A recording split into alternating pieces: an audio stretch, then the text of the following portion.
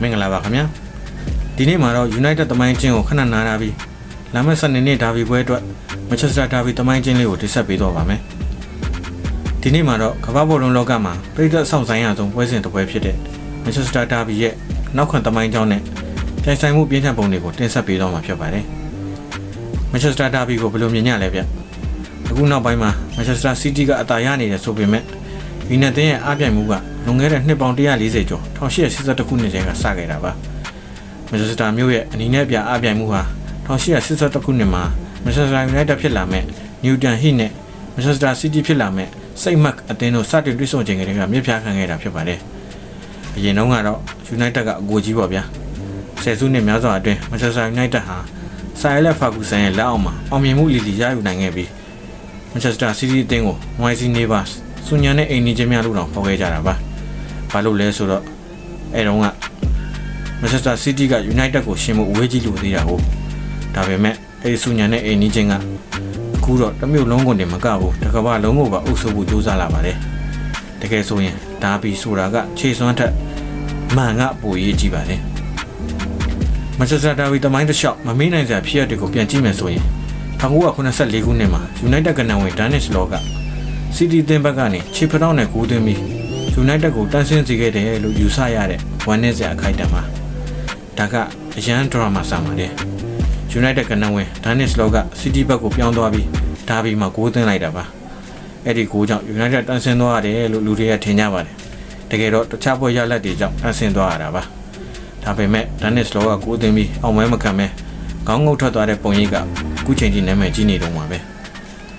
1993ခုနှစ်မှာ United ကအံ့အားသင့်ပွဲအနိုင်ရမှုရှိခဲ့ပါတယ်။အဲ့ဒီပွဲကတော့ဒါဗီတမိုင်းမှာအကောင်းဆုံးကမ်းပတ်တစ်ခုပါ။ပထမပိုင်းမှာ City ကနာမည်ကျော်တိုက်ဆွမှုနိုင်ရောကွင်းရဲ့ဂိုးတွေနဲ့နှစ်ဂိုးပြတ်ဦးဆောင်လာတာပါ။ဒါပေမဲ့ဒုတိယပိုင်းမှာတော့ Eric Cantona ကနှစ်ဂိုးသွင်းပြီးခြေပခဲ့သလိုပွဲပြီးကန်ဒီမှာ Ranking ကအနိုင်ဂိုးသွင်းပြီး United ကိုမယုံနိုင်စရာဇက်ရှိန်အလှည့်အပြောင်းနဲ့နိုင်ရစေခဲ့ပါတယ်။မန်ချက်စတာဒါဗီတမိုင်းမှာအချမ်းတန်းဆုံးနဲ့အငင်းပွားပွဲရာအကောင်းဆုံးဖြစ်ရကတော့2000ခုနှစ်က ranking ရဲ့တုံ့ပြန်မှုပဲဖြစ်ပါတယ်။လွန်ခဲ့တဲ့4နှစ်1999က ranking တန်ရာရသွားချိန်မှာလက်ရှိ CD တိုက်စစ်မှုအာလင်းဟာလန်ရဲ့ဖခင် FV ဟာလန်က ranking ကိုဟန်ဆောင်နေရလို့ဆွဆွဲခဲ့ပူပါတယ်။အဲ့ဒီရန်ညိုးကို ranking က2001ဒါဗီပွဲမှာဟာလန်ရဲ့ဒူးကိုတမင်တက်တက်ပြင်းပြင်းထန်ထန်ကန်ထုတ်ပြီးလက်စားချေခဲ့တာပါ။ဒီဖြစ်ရကြောင့် ranking ကအထုတ်ခံခဲ့ရတယ်လို့ဟာလန်အတွက်လည်းဒီတန်ရာကသူ့ရဲ့ကစားသမားဘဝအဆုံးသက်စေဖို့အကြောင်းရင်းတစ်ခုဖြစ်ခဲ့ပါတယ်။ဆာအဲလက်ကွင်းထဲမှာကဟုန်ခဲ့တာကိုမှတ်မိသေးပါသလား။ City ကတောင်းတယ်လို့ဒေါသကြီးကန့်ဝတ်ခဲ့တာလဲဒါဗီရဲ့အငင်းပေါက်ပဲခိုက်ခဲ့တဲ့ခုဖြစ်ခဲ့ပါတယ်။ဒါဗီတမိုင်းရဲ့အထင်ကြီးအမှတ်အသားတစ်ခုဖြစ်လာခဲ့ပါတယ်။ Why Always Me ဆိုတဲ့စာသားဟာအဲ့ဒီချိန်ကမီဒီယာတွေရဲ့ဝေဖန်မှုကိုအမြဲခံနေရတဲ့သူ့ရဲ့အခြေအနေကိုပြန်လောင်ခဲ့တာဖြစ်ပြီး City ပိတ်သက်တွေအတွက်တော့ဒါကအမှတ်တရအောင်ပွဲခံမှုတစ်ခုဖြစ်လာခဲ့ပါတယ်။ဝင်းရိုနီရဲ့ overhead kick နဲ့ Premier League တမိုင်းတစ်လျှောက်အကောင်းဆုံးဂိုးတွေထဲမှာပါဆင်းရဲဝင်ခဲ့ပါတယ်။ Manchester ဒါဗီတမိုင်းရဲ့အလှည့်ပြောင်းရှိဆုံးအမာစီရဲ့ကြီးစံ free kick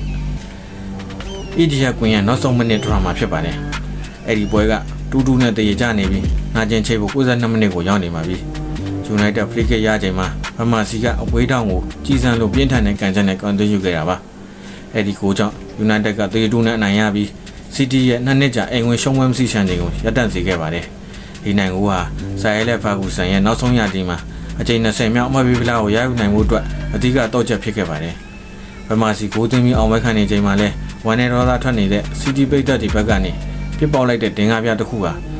United နောက်ကဗီယိုဖာရီနန်ရဲ့မျက်ခုံးကိုထိမှန်ပြီးပြည့်စွက်တန်ရုပ်ဖြစ်ခဲ့ရပါတယ်။ဒါဟာဒါဗီပွဲတွေရဲ့ပြင်းထန်တဲ့စိတ်ခံစားမှုနဲ့ရန်ညှိုးကိုမိမောထိုးပြလိုက်တဲ့ဖြစ်ရလဲဖြစ်ပါတယ်။ဘောကပြောပြခဲ့တဲ့ဖြစ်ရတွေကတတ်တည်ပြနေတာကတော့မဆက်စားဒါဗီဆိုတာဘလုံးဝတက်တက်မဟုတ်ပ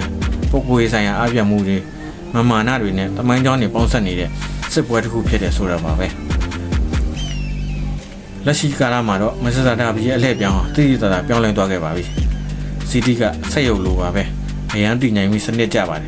သူတို့ကဘောလုံးပိုင်ဆိုင်မှုနဲ့ပြိုင်ဘက်ကိုအသက်ရှူကြအောင်လုပ်တာပါ။ပတ်ကွာဒီယိုလာရဲ့ City အသင်းဟာပြီးခဲ့တဲ့ဆယ်စုနှစ်အတွင်း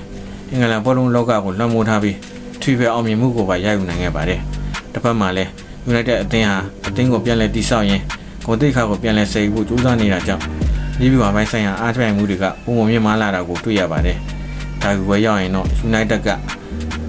အန်ဒါတော့အနေနဲ့ဒိုင်မန်တိုက်စစ်သုံးပြီးကစားတာမျိုးကပိုထိရောက်လေးရှိပါတယ်။အခုနောက်ပိုင်းဒါဗီကအရင်လိုရန်ကားတဲ့ပုံစံတွေထက်တက်တက်ကဲဗျူဟာပိုင်းပိုဆန်လာပါတယ်။ဒါပေမဲ့ပြည်သက်တွေကြားထဲမှာတော့ Manchester is Red La Manchester is Blue La ဆိုတာကတော့ကဘာပြတ်တဲ့အထိငင်းခုန်နေကြအောင်ပါပဲ။ Manchester ဒါဗီကရိုးပွဲစဉ်တစ်ဝဲထပ်ပိုးပါတယ်။ဒါဟာမျိုးတစ်မျိုးရဲ့ဂုဏ်သိက္ခာတမိုင်းကြောင်းနဲ့ယဉ်ကျေးမှုတွေပေါင်းစပ်နေတဲ့ပွဲစဉ်ဖြစ်ပါတယ်။လာမယ့်ဒါဗီပွဲစဉ်မှာကောမန်ချက်စတာမျိုးကဘယ်အောင်လွှမ်းမိုးမလဲဆိုတာရေကုန်စွာနဲ့စောင့်ကြည့်ရမှာဖြစ်ပါတယ်။ဘာကြောင့်ပဲဖြစ်ဖြစ် United fan ဖြစ်တဲ့ကျွန်တော်အတွက်တော့ Manchester is always red Manchester ဟာအမြဲတမ်းညီအောင်ပါပဲခင်ဗျာ။ဘယ်တော့မှပြောင်းလဲမှာမဟုတ်ပါဘူး။နားဆင်ပေးကြတဲ့အတွက်ကျေးဇူးတင်ပါတယ်ခင်ဗျာ။နောက်ဗီဒီယိုမှာပြန်တွေ့ကြတာပါဗျာ။